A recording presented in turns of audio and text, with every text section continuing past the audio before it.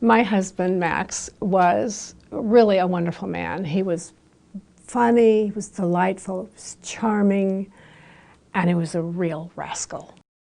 He was a wonderful father already to his son and to his stepchildren. And we just brought the families together and created a new family. Max was diagnosed with aortic stenosis in about 1999. He went through a series of tests, and it became very apparent that the only way that this problem could be fixed, the valve could be fixed, would be to be replaced, would be open heart surgery. Max thought about it and thought about it for a long time, and then he became very clear with me and with his son Robert sitting there, I do not want this surgery. He filled out the advance directive and signed it, and I knew, and so did Robert, that he was very clear about what he wanted. He was born in Vernonia.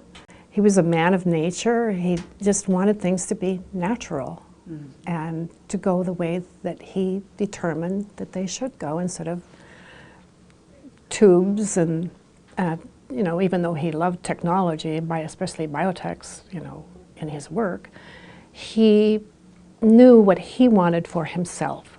I had had experience with do not resuscitate orders. I had signed a couple of them when he was admitted after he had had syncopes and fainted and hurt himself. So I definitely knew what he wanted. And it was Mother's Day, and there were a lot of golfers in our family, so he went golfing. He went out to hit his second shot on the first fairway, and he collapsed.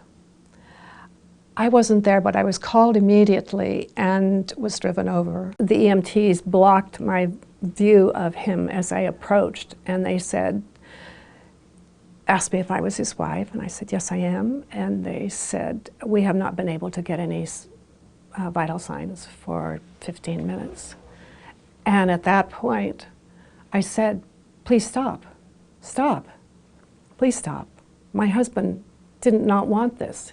He would not have liked this. Please stop. I have an advance directive in my purse with me. Please stop. Then announced to me that they were going to take him to the hospital and that we should all go to the hospital. I touched him. I looked at him, and I knew he was gone.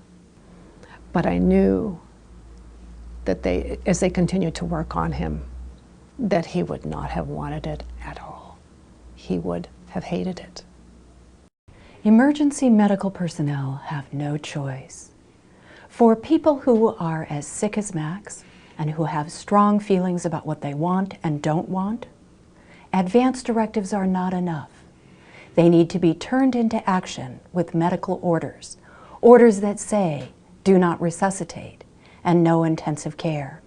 If emergency medical personnel had those signed medical orders, they would have respected Max's wishes, and he could have died naturally holding his wife's hand.